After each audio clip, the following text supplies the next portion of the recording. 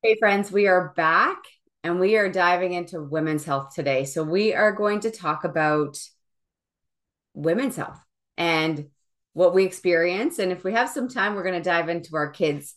But why don't we talk a little bit about, the female cycle and what you see around the whole iron issues that women feel that they deal with on a monthly basis. Okay. All right. So going to female metabolism. Right? So obviously everybody knows different, and the requirements of blood reproduction, red blood cells concentration, iron concentration are a little different than women and than men. Okay. Let's start with cycles. Very important thing is to know when people develop iron overload and female develop a lot faster, natural way, of course, because they have cycles, menstrual cycles. And this is actually a natural way to provide divine concept of bloodletting. See, every so often you have a bloodletting. And one of the main things about, cycle is to release buildup of iron because our body knows when the iron is overloaded, it creates the most dangerous environment for the baby to be conceived because iron and a lot of factors with iron could be actually very important in infertility, and they cause infertility as well as any type of neurological problems for the baby after the conception and throughout the pregnancy. So the cycles, when they happen, we basically witness a body cleansing out of excessive iron to create a very good environment to create a new possibility to replicate red blood cells in the fetus. Now, very important thing is if the cycles start to get too heavy and we develop what we call iron deficiency anemia, which we know it's not deficiency, it's basically too much iron is led because there is not enough iron binding protein to form hemoglobin and red blood cells. So you have too much free iron floating. So that's what the cycles could be so heavy because you dumping more than the body is supposed to, but this is the self defense mechanism. Okay. And then the levels were checked are usually hemoglobin. Again, it's a formation of the blood cells, but this doesn't mean that the person's still iron deficient because most likely it's iron overload somewhere else. And again, it's the deficiency of iron binding amino acids and proteins, which create the formation of hemoglobin. So just a very low intake of proteins, okay, and fats during the cycles and before and after, it creates very hostile environment for women to go through. And actually, every time it's happened more and more and more. Now, for instance, one of the iron overload when women start to develop, it's correlated to polycystic ovarian syndrome, as well endometriosis.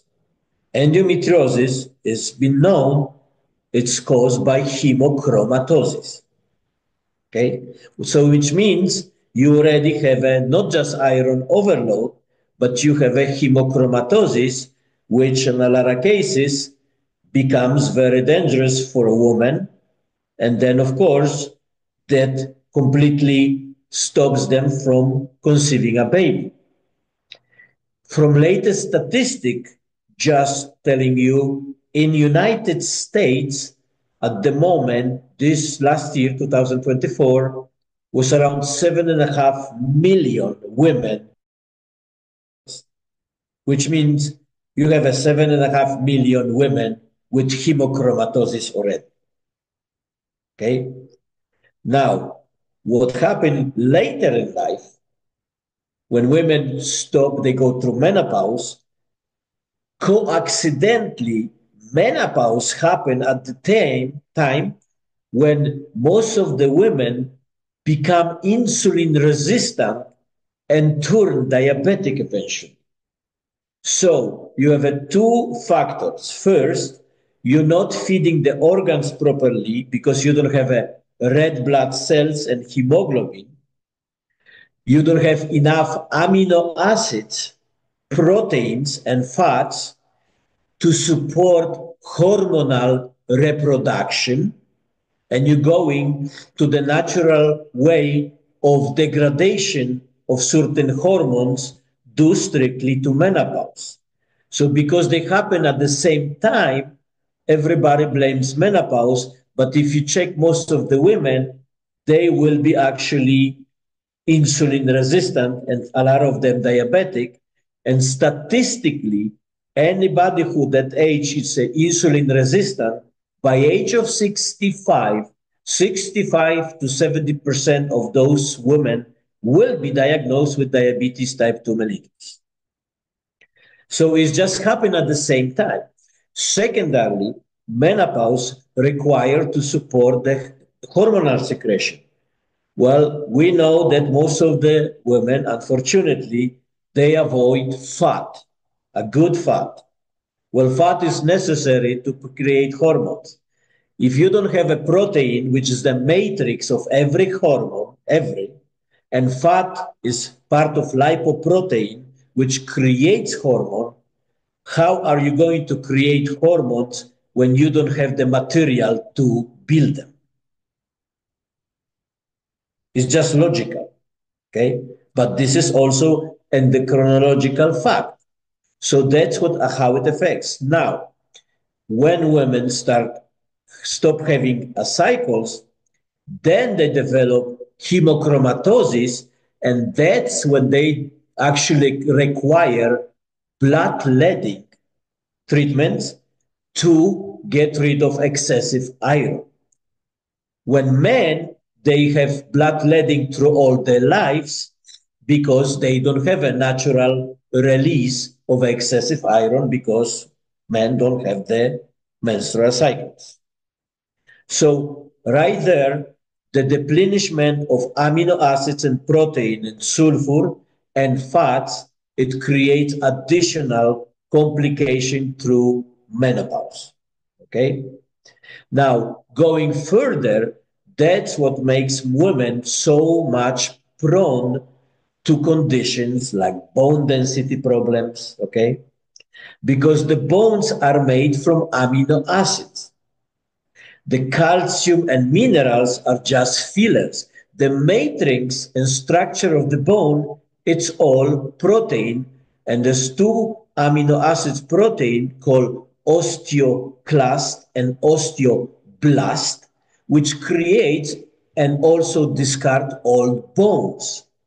So when the osteoclast is the first protein which removes the old bone to be replaced, like every cell in the body, we constantly rebuild and replace, they lacking that protein. And then the second protein is called osteoblast, which replace the old bone. There is not enough to create a new bone. And it's called osteopenia or osteoporosis. So strictly, again, amino acids, sulfur bonded protein deficiency, and the fats. At the same time, when I mention about bile dysfunction, they already have fatty liver and bile dysfunction secretion. So on the top of the lack of protein and fats, the bile is not emulsify vitamin A, K, D, okay, and E.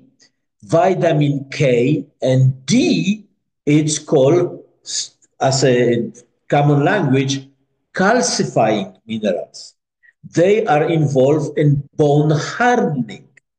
But if the bile is not working, you have a problem with amino acids, osteoclast not forming the matrix of the bone, but then you don't absorb calcium, vitamin D, and K because you have a liver problem, gallbladder problem, and the bile. So you don't have those minerals to be delivered to the bone tissue to harden it, to make it strong. Well, that's cause osteoporosis.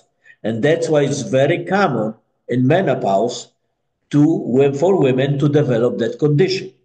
Now, on the other hand, there's a lot of different things which happen, but that's very, very common with that period of time.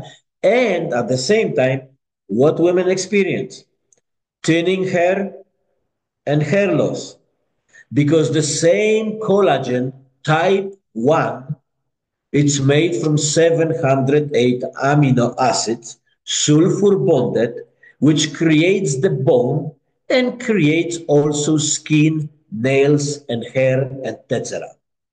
We have around different 18 to 25 collagen types. Some of them even require 2,000 amino acids to be reproduced. Now, how are you going to get them if you don't eat protein, which is sulfur bonded to create that collagen? Now, collagens, when people take collagen, they're not sulfur bonded.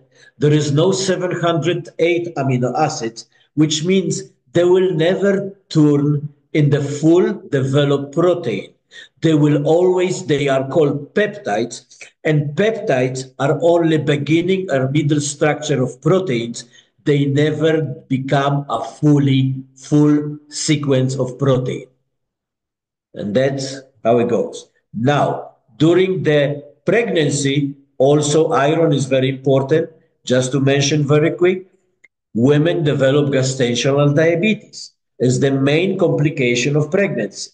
Most of the birth defects comes from the gestational diabetes. What do they become? They become iron overload.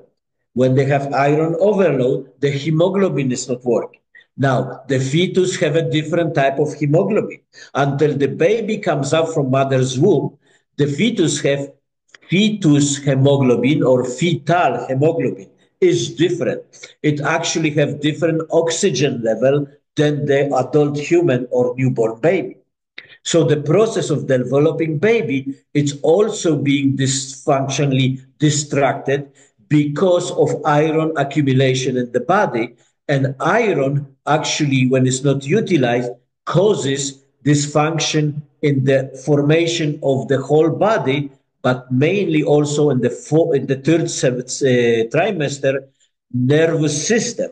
And iron is being not utilized, causing the dysfunction of myelin sheaths formation, which is a lack of fat from fatty liver from the mother, and creating myelin sheaths, which is the lining of the nervous system and the brain, to develop nervous system just to accomplish what is called full myelization of the nervous system in the baby.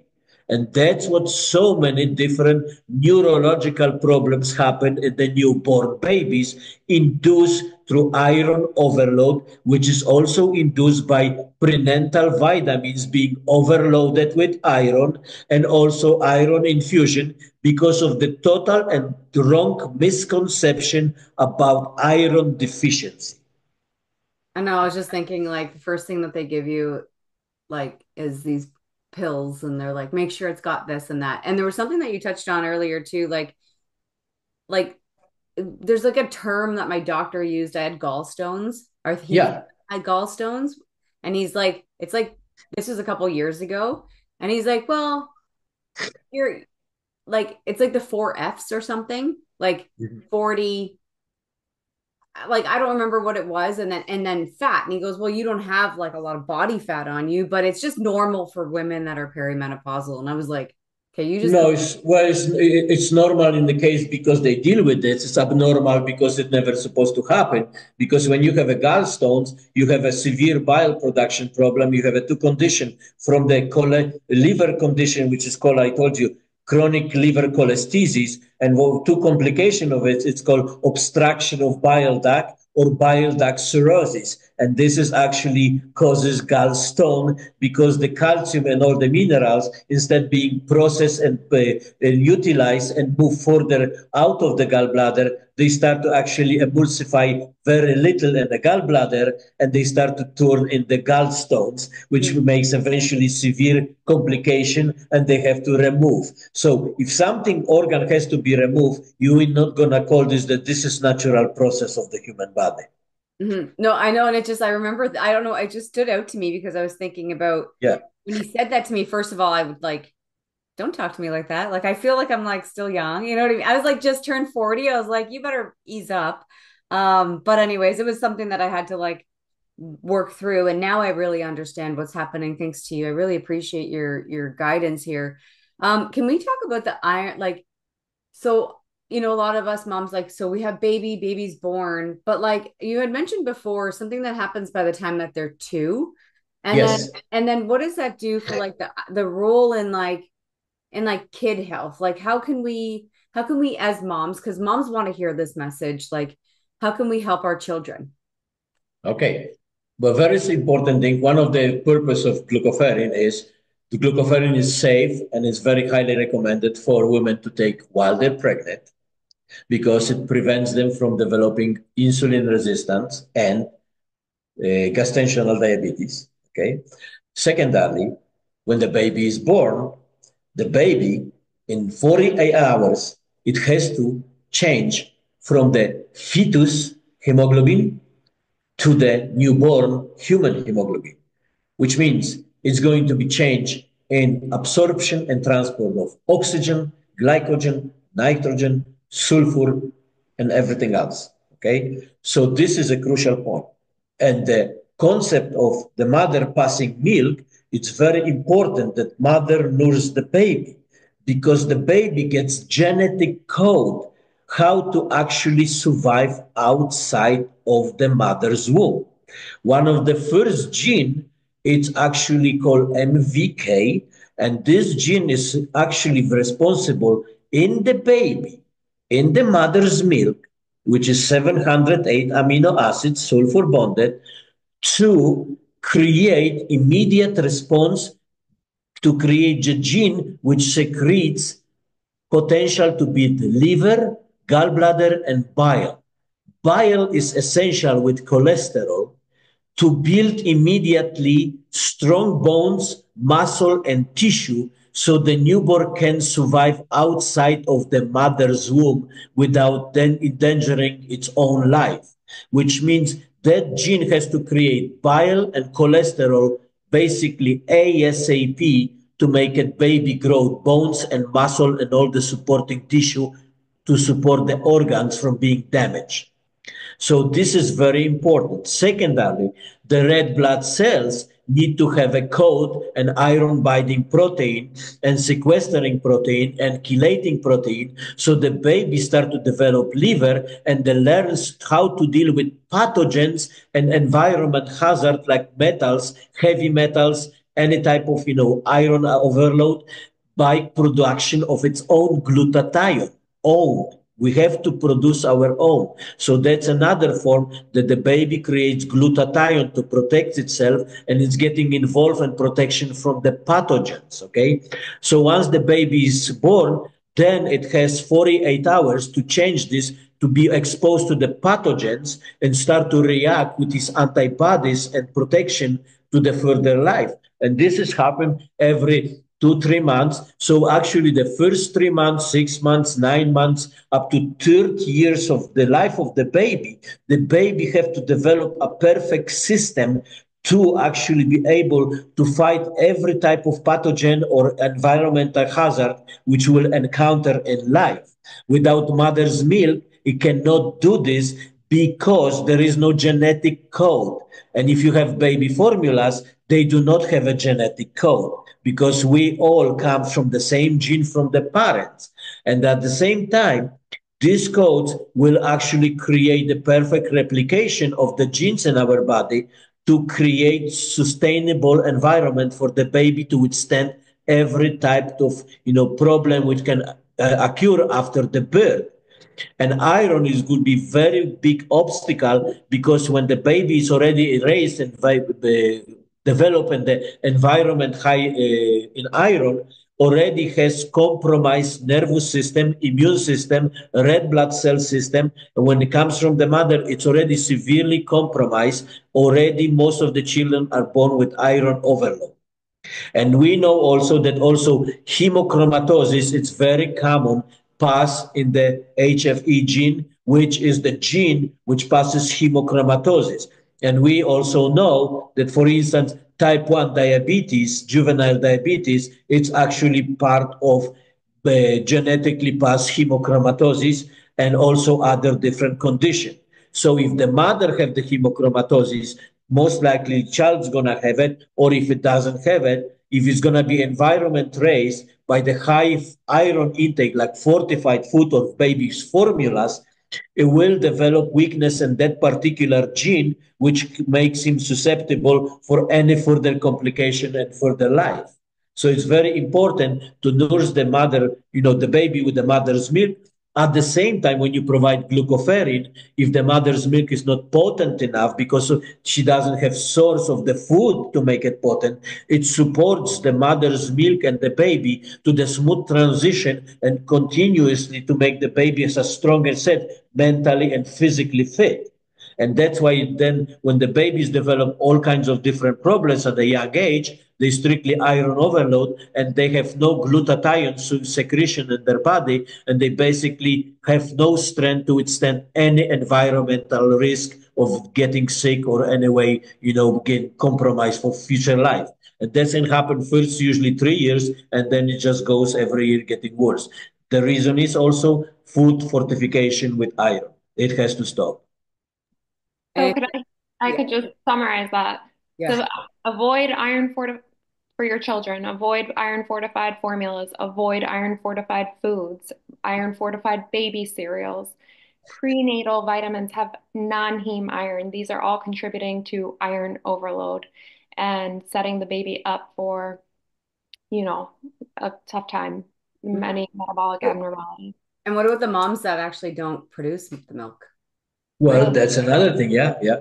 it's a very real thing, or like baby doesn't latch, or like baby's tongue tied. Like some of these things are very traumatic and very. Well, when you mention tongue tied, okay, tongue tied actually is one of the side effects of hemochromatosis. Hmm, It's a proven fact actually. wow. Tongue tied. That's hemochromatosis already. And so, like, what would we say if to the mom that didn't produce the milk? Like, what is the option? And like, okay, another question too. Like, how do we get glucoferrin into a baby? It's very easy. You open the capsule, you put the powder. Yeah, I mean, that's how I give it to my kids. I'm like, just Yeah, down the hatch. yeah. So if the mother, let's say, if the mother use any formula or any milk, whatever she choose to use it, you just open the capsule and you put in there, and that's what makes actually the best quality mother's milk you can ever get. Hmm. So, and the mother also, it's very important for the mother to take it. The reason is, you see, the iron overload. It's also one of the reason of postpartum depression, Mm, because they're so depleted and the iron overload. So postpartum depression is one of the side effects of that too. And how many women go to postpartum depression? Lots of. yeah.